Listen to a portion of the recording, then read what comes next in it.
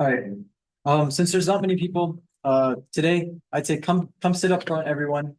This is a hands-on workshop, so we want to be able to I guess interact with you guys, help you guys where needed. So it's we'll be able to give like one-on-one help here if you guys are sitting up front. So I'm gonna move quickly on to the next slide. So the workshop today is about API development. So if you're working in making a full stack application, this is definitely something you'll want to get familiar with. Hey, there it exists. What's up?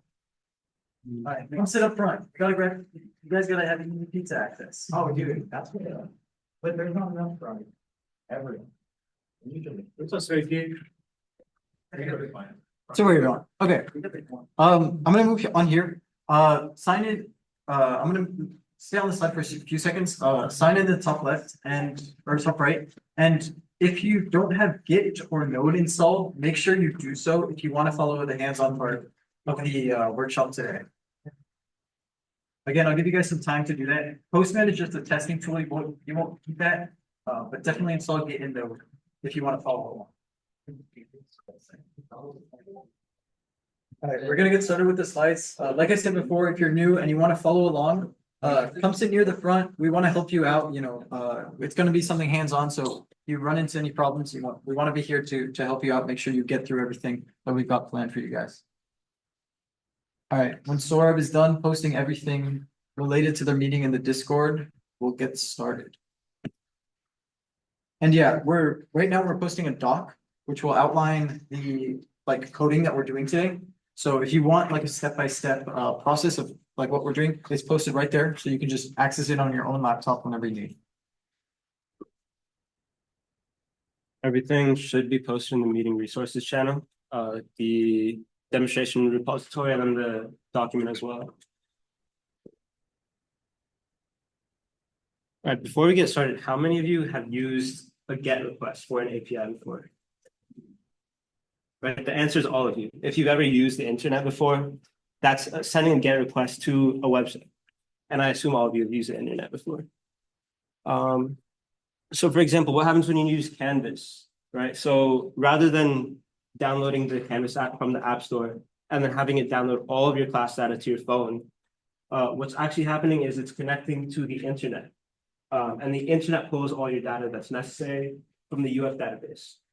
So that means all the data stored on the UF server rather than on your phone, rather than on everyone's phone. And this is done through an HTTP request. And we're going to talk about this more in detail a bit later. But HTTP, what is that? It stands for Hypertext Transfer Protocol, right? So every time you want to request something, the Canvas app sends an HTTP request to the UF database. Say like a GET request for GET assignment A. And the UF database then sends a response. For example, it might be like, okay, here's assignment A. And it's kind of just like a conversation. And there's protocols in place that guide how the conversation works. So all of this is done through a REST API. Now, what is REST? Right, REST API is a middleman. So between the client being you and your phone, and then the resource in the database, so the assignment or the course you want to access the information for. What's in between that is a REST API. That kind of serves for the purpose of transmitting the data back and forth through the client and the server. And REST stands for Representational State Transfer. And for those of you who don't know what an API is, that's an application programming interface. Right, so this is like a funny little image of how REST API works and why it works. So you want to have front-end development and then back-end development. A lot of the times you're going to be separated because development processes work separately, and also for a bit of security reasons that we'll get into later as well. And the way they're kind of slapped together is with the REST API. Hopefully it's not as sloppy as this, but. So why not talk directly to the database? Like we mentioned earlier, security risks, right? If you have all the data stored on the front end, then you're vulnerable to several other security risks, say SQL injection. You might cover that in some of your classes, but essentially what that means is the user can enter in a harmful request into the front end and then have it output, or maybe even like modified the database. And that's very dangerous from a cybersecurity perspective. And this is a very common vulnerability. Another thing is lack of scalability, right? If you have all of that data stored on the server side, then it's an increased server load. And it's also difficult to maintain and modify. And REST API is kind of just the agreed upon way. So there's also other architectures, say like SOAP or GraphQL, but you'll pretty much never hear about those. It's most of the time it's just REST. And the internet just has kind of agreed on REST APIs for their protocol. So some routes you might see in HTTP or request or REST are GET, in which case you're reading data from the database, POST, in which case you're inserting data, put or patch is to update data or insert if it's new, and then delete if you want to delete the data. And now technically, these are all just protocols, and this is all just convention, but it's set in place to have developers be able to understand more directly from what an API actually means. And again, this is just the agreed upon convention for developers. So what does a GET method look like, right? So like I said earlier, if you've ever typed in a URL to your browser, what it's actually doing is sending a GET request. So for example, here we have a login. So we start off dissecting it. First part, HTTPS. That's the protocol on hand, right? That defines how the client communicates with the server. The S at the end means secure. HTTP means hypertext transfer protocol, as we talked about. And you cover more in detail of how this works in your networking courses. We're not going to go into detail of like how specifically the protocol works. Next thing is the host, myapi.com. This could be like google.com, canvas.com, whatever host you're trying to look for is the server. And that's the domain where the server lives. Next thing is the path. So /login, it tells the server what you're trying to access, what resource you're trying to go for. So in this case, you're telling the server that you're trying to handle login requests. Next thing is a query. So that's everything after a question mark. So you can look at this in your own browser when you have time. Look for a question mark in your URL. Everything after that is going to have the same format. And this is kind of the query parameters. So in this case, the username is Maximilian, password is 12345. Hopefully, that's not your actual password because it's not good. That's a link. But this is a key value pair set with the GET request. So in this case, the username is being sent to the server as Maximilian, and the password is 12345. So now there's also POST methods, right? What is a POST request? So you're trying to send data to the server to create or update resources. And in our demonstration, we kind of went over a login request, but in reality, you might want to do login requests as a POST method rather than a GET method. And the reason for that we'll go over in the next slide. But some other examples for POST methods might be registration, file uploads, form submissions, or database updates. So this is the same URL from the GET request side. The difference is what we're doing before this that's not shown is sending a post before the URL that we're accessing. And the other difference is that there's no query parameters. So in this case, there's a request body sent with every request.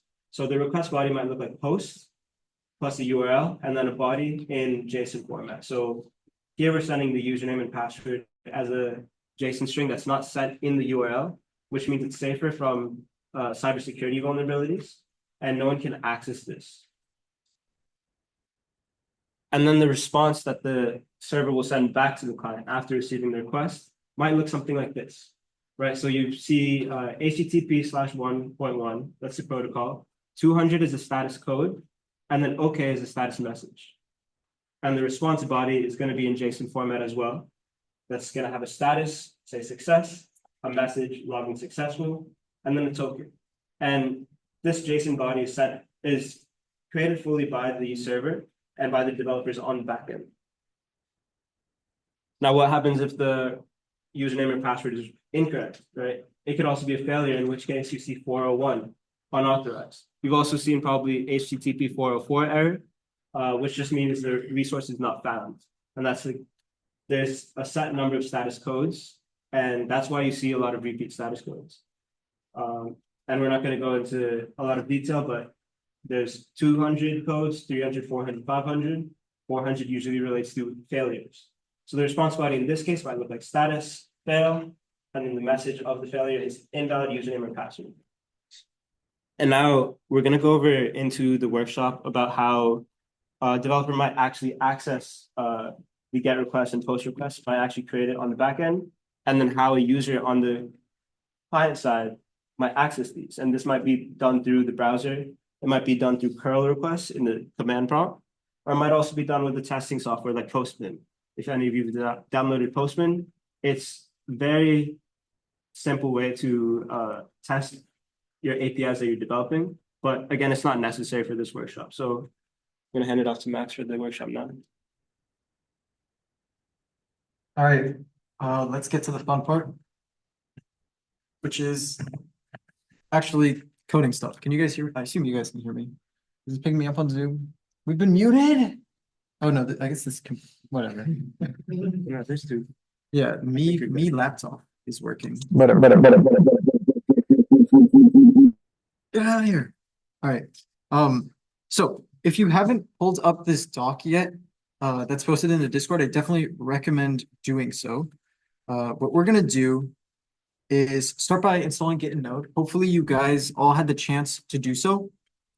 And we're gonna be opening, I guess I'll just make a folder on my desktop here for this.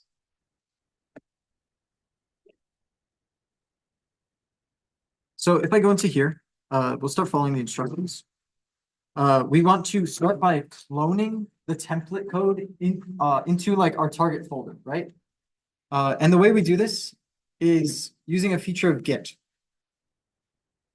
So here, when we're in our desired folder, we can run something called a git clone. So just type git clone, and then the link of the GitHub repository that you want to clone in to this directory. Here, this is the link we provided where we just have a template boilerplate of this code that we're going to develop.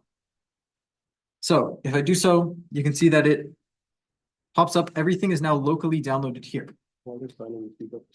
Yeah, and you guys go clone that. You guys can go grab pizza if you want at this point, more pizza, because well, save some for me, but we got plenty.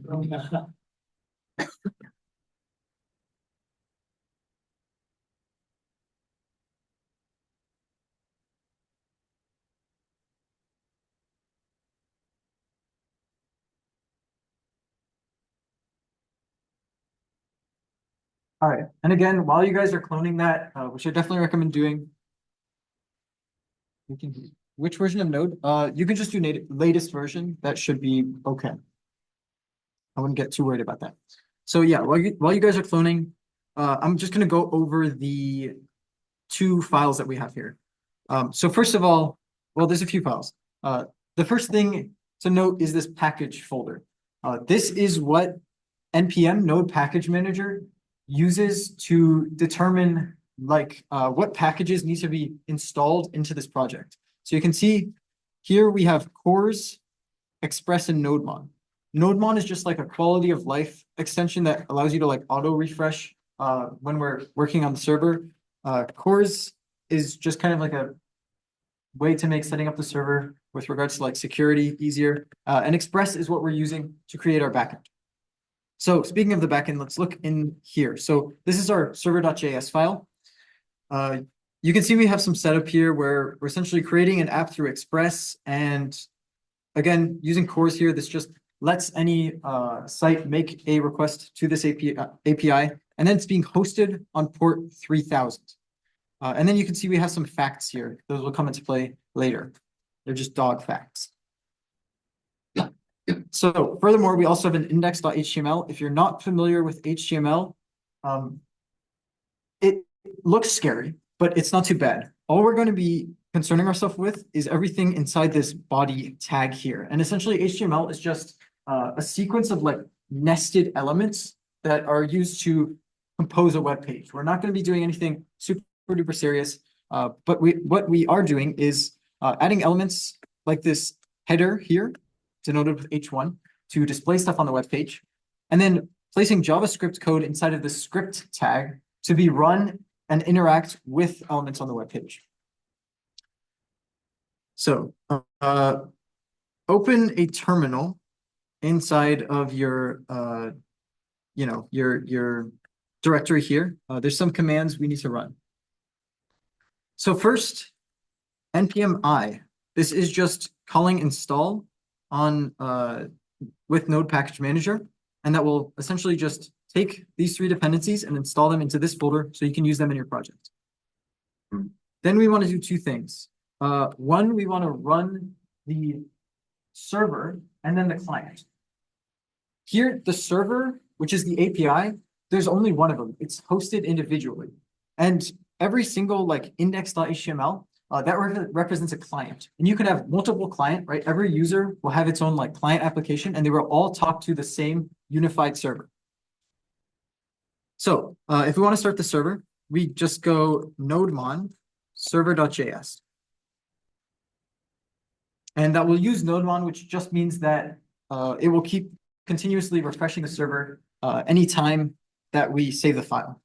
And if we go to this port, which we can access with localhost 3000, because we hosted it on port 3000, you can see that we get this message, cannot get /. And that just is there because we haven't set up an actual route. If we were to go to something like localhost 3001, you could see we would get something totally different. We would just get this unable to connect message. So something is being hosted here. We just haven't given anything back. All right, and then another thing, this index.html file, you can just like take the file and like open it in your browser to actually see the web page. Another thing you can do if you're using VS Code, there's an extension called Live Server, which I've linked. You can just like look it up in this extension store. Otherwise, I've linked it in the doc. And you can use it to have a similar effect to nodemon, where it will auto refresh whenever needed. And that's for so here we have the client side HTML, and then here we have the server side JavaScript. All right, so let's get started. So again, we have all these dog facts in the server, but we're not doing anything with them. We want to create an API that allows users to essentially request facts and receive them from the server. So the first thing we'll do is we'll make this like base API route. In Express, everything is interacted with this app variable. So here, app.get, that represents the fact that we're making a GET request. And this / just means that anytime we access that local host, right, the /, sometimes you will have certain routes with things behind that /. But here it is just /, it is the most general route. So when we access this, we'll make a request and send a result. So here we'll just take the result and send the facts that we have here. A lot of times when you're coding like an API, a lot of times you interface with JSON data instead of like an array like we're doing here. But just to simplify things, this is what we're doing here today. So if we refresh this page here, we can see that instead of getting this error, now it's accessing that base / route, and we're getting all 10 facts. Another thing here, Postman. This is just another way of interfacing with APIs. The main thing is you can have like post requests like this, which you can't do in your browser. And you can see if we get localhost 3000, we get the same thing, this array of 10 elements. All right, sweet. So we're going to add a bit of extra functionality, right? What if we don't just want all of the elements, but we want a subset of them? So we'll start with this random function. So we'll do app.get. Again, it's a GET request. And then we'll do /random, which represents going here and then going /random, like so. And then here, what we'll do is we'll just generate a random number that is like the length of the array, based on the length of the array.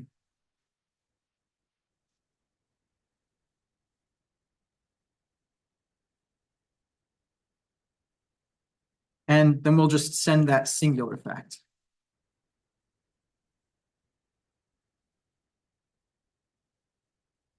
And so now if we go into this, our API here, our server, and we go /random, we've gotten a single piece of text.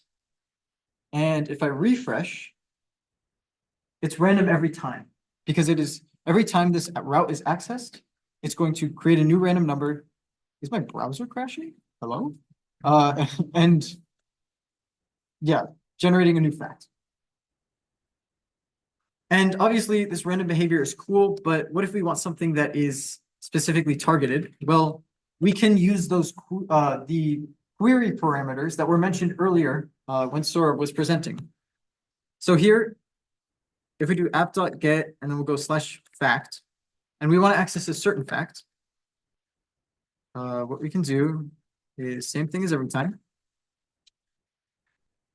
We'll use rec.query to get the parameters that were passed into the URL. And we'll do something like /fact, and then we'll query for an index of 2. And you can see this index variable is what we're focusing on here. So we'll just take the parameters and take out the index, the one named index. Of course, we can do some input validation, right? If I is less than 0, or rather if I is greater than or equal to 0, and it's less than the fact's length, then we know it's a proper index and we can send the corresponding fact, right? Otherwise, we'll just send a little blurb of text that says that we have an invalid index. And again, when you're developing a more large scale API, you're mostly going to be using JSON data. And instead of just sending back this invalid index, there's standardized codes and such, which you'll be sending to kind of give a more descriptive idea of how the API is actually being used incorrectly. But again, for simplicity's sake, this is what we'll do for now. So if we save this, now we can look, okay, so say we're going to /fact and we specify an index of 2. Then we'll get this third element here about detecting cancer. If we do something like something that's too large for the array, we'll get that invalid index message instead. Okay. I know I'm going pretty quickly, so before I move into the front end portion, I want to stop. Does anyone have any questions? Nope. Cool. Anyone online? I want to make sure I'm not leaving anyone behind that wants to follow along.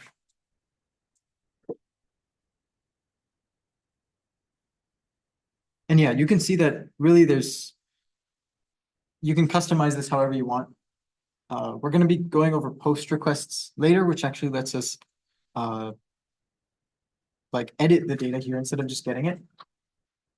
But now that we have these wraps, we actually will now be writing code to implement them in like a front-end web page that a user can access.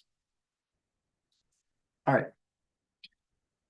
So let's pivot into this index.html file. So we have a bunch of scary stuff like this styling and stuff. If you're not familiar with CSS, just ignore it. We're going to be doing all our work, like I said before, in this body tag here. So now we currently just have this one h1 tag, this header that says dog facts. Below it, what we'll do is we'll add 2 new elements. So the first one, it'll be a button, which I bet you can probably guess what that does. We'll give it an ID of index-button. And this is just what you're going to be using when you're writing the JavaScript code to identify that button. And then we're just going to give it some text, right? Get fact at index. Or no, sorry, this is...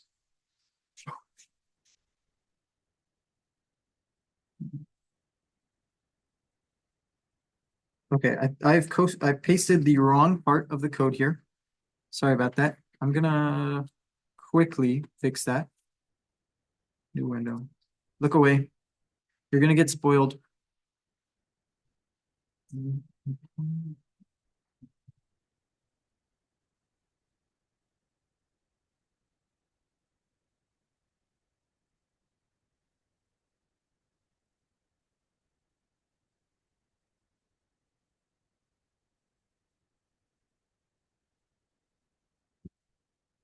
All right.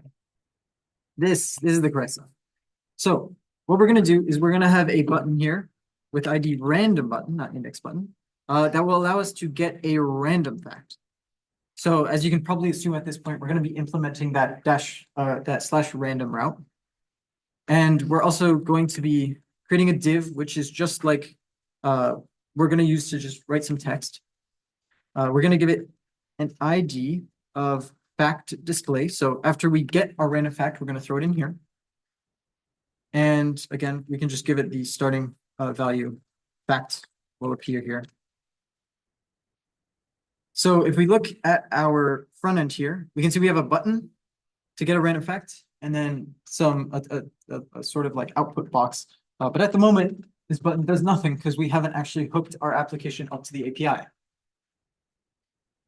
So let's fix that. We're going to be doing this with JavaScript, which we will be writing inside of the script tag. So all we will be doing is getting this element, the random button, and we're adding an event listener, which basically just executes this get random fact function whenever we click the button. So hopefully that part shouldn't be too difficult. Document.getElementById is just how we identify this actual like button from the front end, from the HTML, and kind of turn it into something we can interface with in JavaScript. Remember, we gave it the ID random button, so getElementById will give us this button. So add event listener, we're going to want to click it. And then when it's clicked, this is just a callback function. We did. We'll just be running get random fact. So now, what is get random fact? How do we code that? That is going to invoke our API. And there's many ways to do this, but the simplest is just by using fetch, which is built into JavaScript in an environment like this.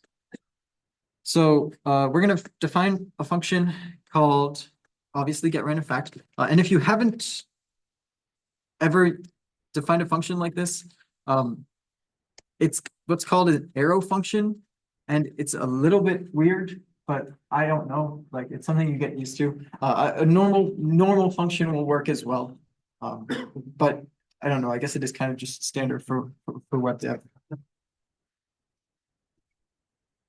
So we'll define a variable called results. And here, this is an asynchronous function. Calling an API will take time. We can't guarantee that we'll call the API and instantly have the information we need. So we need to wait until we have what we requested for the API before we move on with the rest of the code. So we'll do that by awaiting the fetch of the API. And really, it is just as simple as taking the link to the API specific route that you want to fetch and throwing it into the fetch command. Right here, we want to get a random thing, and we know that the API is hosted on localhost 3000, so we fetch localhost 3000/random. And we do have to update the results variable by converting it into text. Again, if you're using something like JSON, you're going to be doing like a JSON parse method instead. Here, we're just, again, simplifying, so we're just going to be converting text. And then what we'll do, before we use document.getElementById to take a button and check if it was clicked, we can kind of do it in the reverse way. We can take an element and then update its value. So here we'll do it with document.getElementById fact display.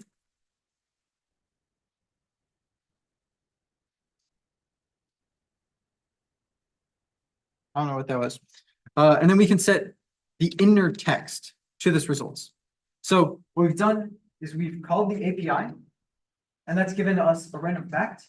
We've converted it to text and then set the inner text of that display element to that fact that we fetched. And this is giving me an error still. I don't think I need it above, do I? It's the arrow function in the event listener. It's the arrow function in the event listener. I'll just copy what I have in here. Oh, I forgot parentheses. There we go. Okay, thank you. So this should be refreshed. So if I click this button, there you go. We get a random fact and it gets displayed on the web page. And yeah, that's what we have for now. Yeah, Mine's returning as like just object response. object response. Are you parsing it as converting it to I think text? so, yeah, where results. Oh, wait, it's fine. Yeah. Any other questions? Not mine. Okay, awesome. Any other questions? Cool. All right, then let's move on to expanding the functionality here. We have a random route in our API, but we also have a route to get a certain index. So let's try using this as well with fetch. So in our front end that we had earlier, we're going to add another button. And this one is going to be called the index button. This is what I was mistakenly writing in earlier.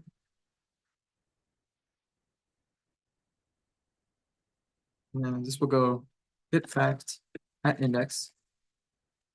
And then we'll actually allow the user to select what index they want, right? And the way we do this is by using the input HTML tag.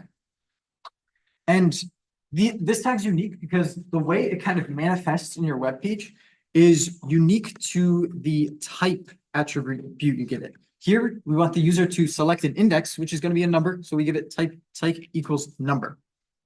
ID is going to be called index input. And then there's some extra stuff we can set, not really necessary, but value will create a default value, min will create a minimum. Indexes will never go below 0, so it makes sense to set something like that. And on our front end here, if we take a look, we can see that we now can select an index and we can click the button to get the fact at that index. Obviously, doesn't do anything right now because we haven't implemented it yet. So, like before, we need to add JavaScript into the script tag that recognizes when the button is clicked and, performs a corresponding action. So again, just like before, it's pretty straightforward. I think I'm just gonna copy this in here.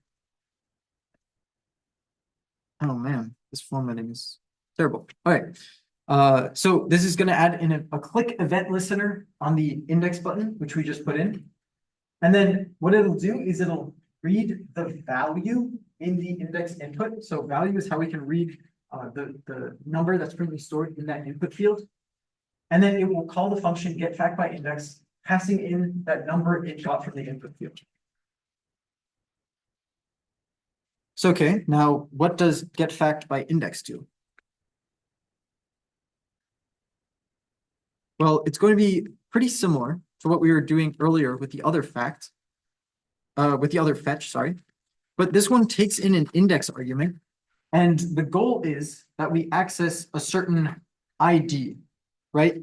Which, as you might remember, are due to the parameters, the query parameters in the fetch string.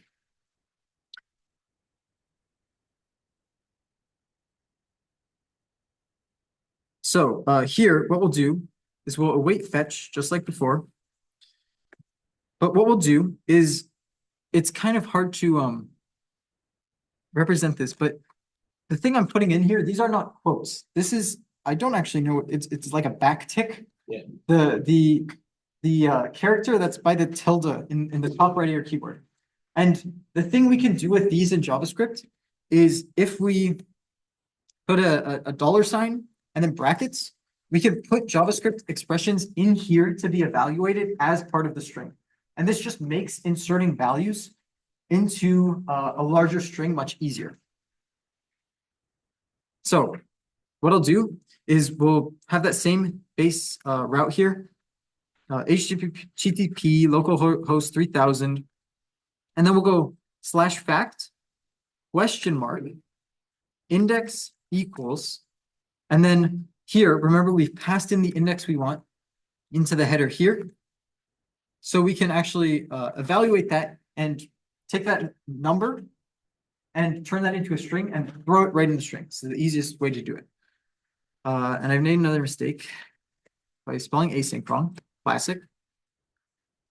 So this has now given us the same, just a fact, but instead of being random, it's for a certain ID. We can just paste in the same code we did above to convert it into text and then throw it into the output field. So if I head it here, I can remember when we called fact at index 2 is a fact about cancer. So there you go. When I call get fact at index 2, we get that certain fact. We can go through index 3, 4. You can see if I try and do the same one again, it will not do anything because it keeps getting the same one. All right, everyone caught up with that because we're moving on to post now, which, as you remember from the slideshow, isn't just getting data from the API, but actually changing the data that's stored on the API. A lot of times here, you will have the API interacting with like a database that stores and edits large amount of data. But for here, we just have our humble array of dot facts, but it'll do us. It'll do us completely fine. All right. Any questions? Should I give you guys a few seconds? I see some typing. The doc is posted on the Discord if you need it. Are you trying to catch up on something? You're good? Okay. Just didn't want to cut you off. All right.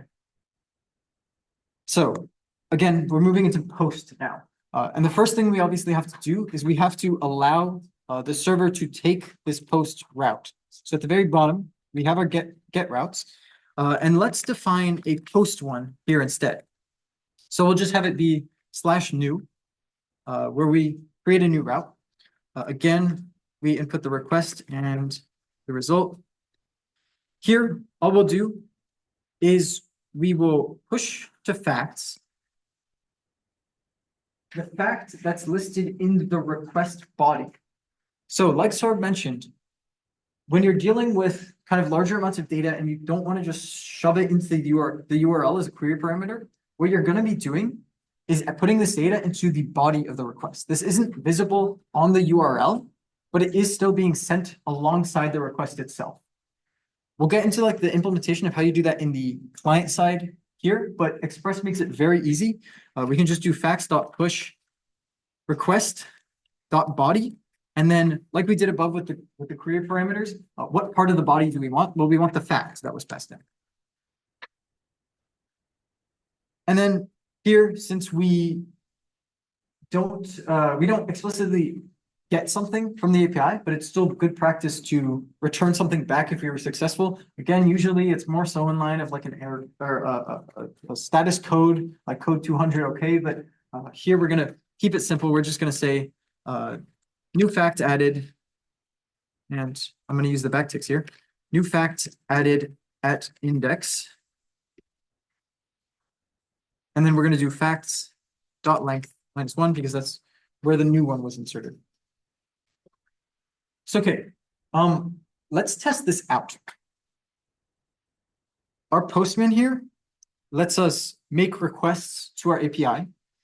And so we now should have the ability, I actually don't know if I tested this with body, but we should have the ability to post it into our new route with this stuff in our body. Now, I don't know content type. Give me, what do I do here? Application JSON. And it's not letting me edit it. So this might not work. We'll see. Oh, okay.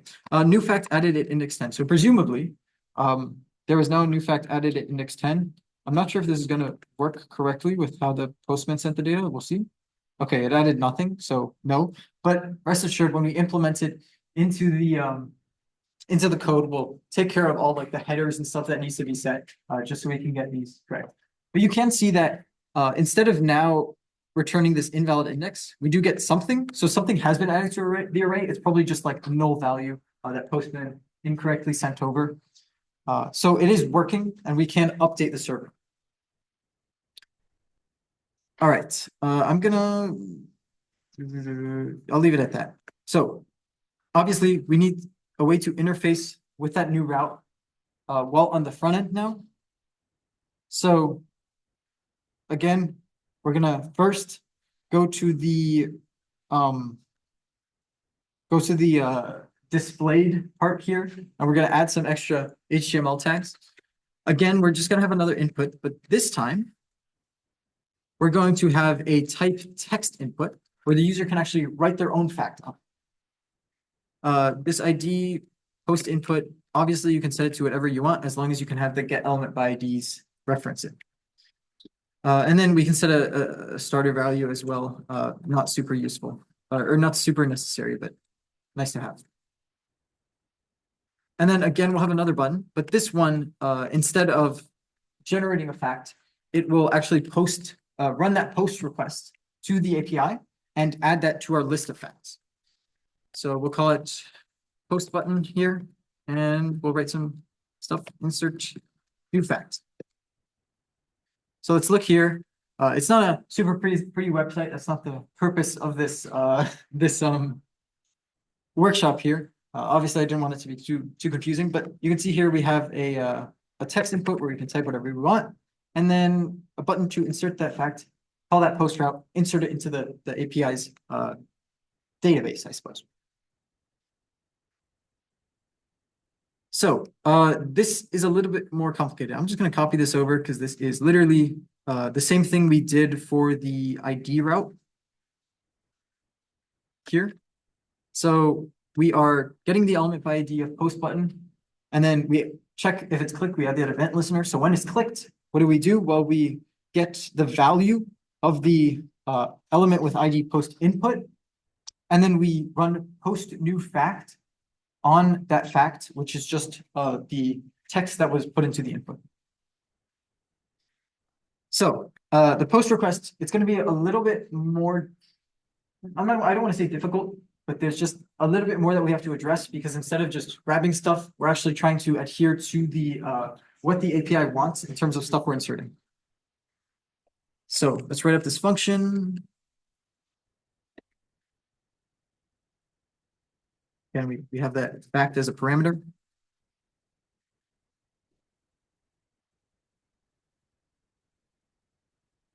Sign.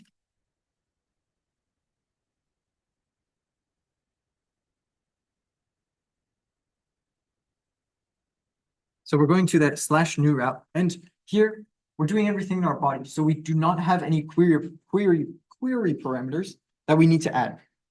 Instead, what we'll do is we'll add extra functions. This is how we tell Express that, or not Express, well, pretty much anything, but this is how we're telling Fetch that we have extra stuff that we want to send to the route that we're accessing. So here, first thing first is we want to change it to post, right? It's going to be get by default. And again, this is just a formality first and foremost, but we want to tell the app that we want to make a post request. We want to edit the data or insert something. So here's where we can insert headers. We'll skip that for now. I think the body is the more important part. So again, like I said before, body is what we were accessing in the server.js to get extra information that wasn't in our query parameters. And here we accessed .fact from the body. So we want to make this a JSON object that has fact and then our fact. So here we'll just do this with JSON.stringify and fact. This looks a little weird, but all this is doing is it's saying the JSON value for this key fact is going to be equal to our parameter up there, the fact that was passed in from our input. And so when we come to the server and we get that body, .fact will be equal to this fact, which we get from the post input. All right, but then now that we are sending JSON here, we do need to tell the API that that's what we're sending. So we do that with a content type header.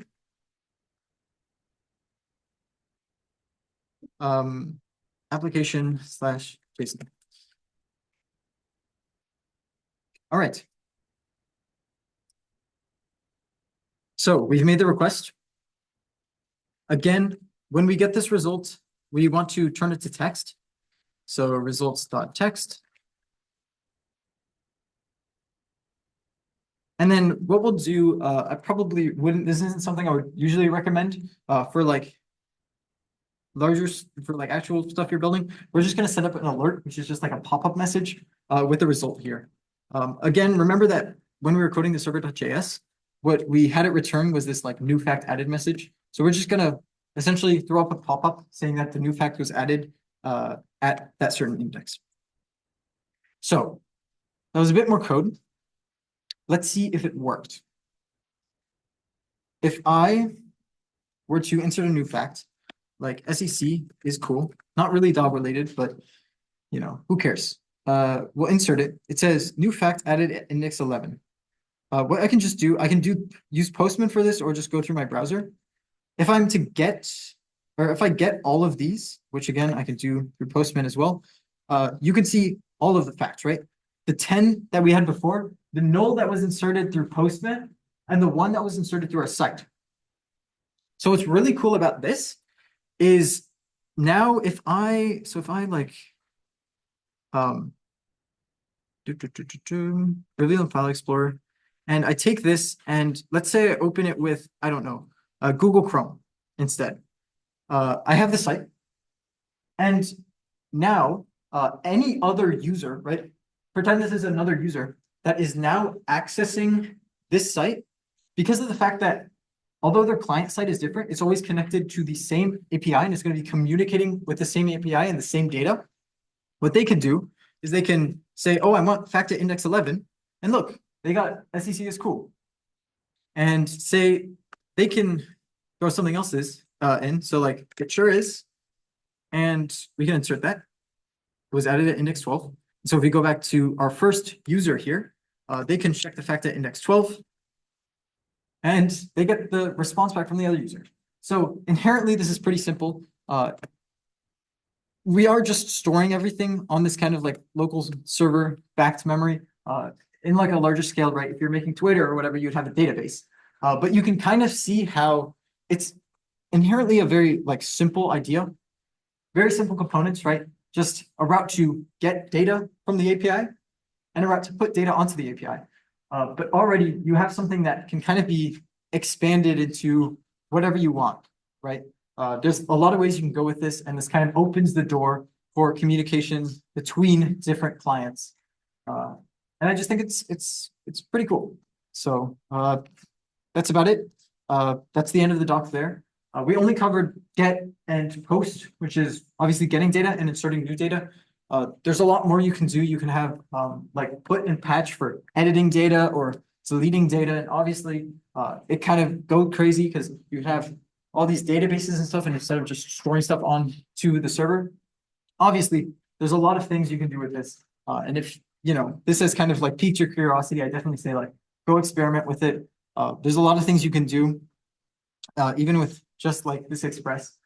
So yeah, I say get out there, do what you want. I think it's super cool. Do you want to talk about our event next week?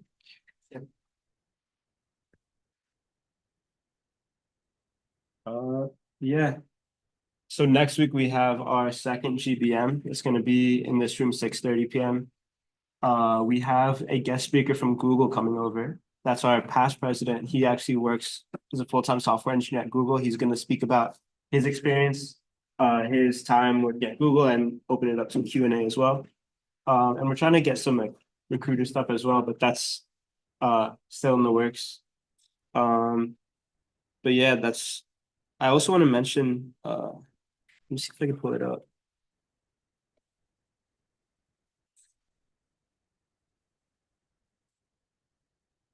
It's so hard to type with one hand. Yeah, some of the keys don't work on my keyboard, so Oh. I found this GitHub repository. I'm gonna post this in the Discord as well. Public APIs if you want to check it out. But yeah, if you guys want to test out any stuff for like personal projects or say hackathons or whatever like this is I just found this out, but this looks super cool. If you want to play around with it, test it out in Postman and any personal apps as well. But yeah, I hope this workshop helped. yeah, like Canvas. Canvas again, like Sorb said, all the data you get from Canvas, it's coming through an API. So what you can do is you can actually code a front-end application that fetches data from that Canvas API. And you can have it like go through all your courses and fetch all that data there. So for example, like last semester for the software engineering class, what we did, or I had a group that we made a like goal setting app that would like track when Canvas assignments are submitted on your end, and it would like reward you for that when you logged in. So really, the APIs, these like public APIs, they're here for like sites to function. But really you can expand on top of the functionality that they have to deliver like whole new functionality, right? Through your own applications. So I just think it's a really cool way to do so. Actually, Max and I did the for Shell Hacks last year, the hackathon. We used the Canvas API to create like a chatbot. We did GPT on top of the Canvas API. You could like ask a chatbot about stuff from any of your classes. It was super cool. But I definitely recommend checking this stuff out and work on this. This is a great backend starter for your personal projects if you want to have stuff on your resume. But yeah, are there any questions on anything we presented today? If not, I think we have a bit of pizza still left. Feel free to take that, and we'll see you guys next week. Thank you for coming.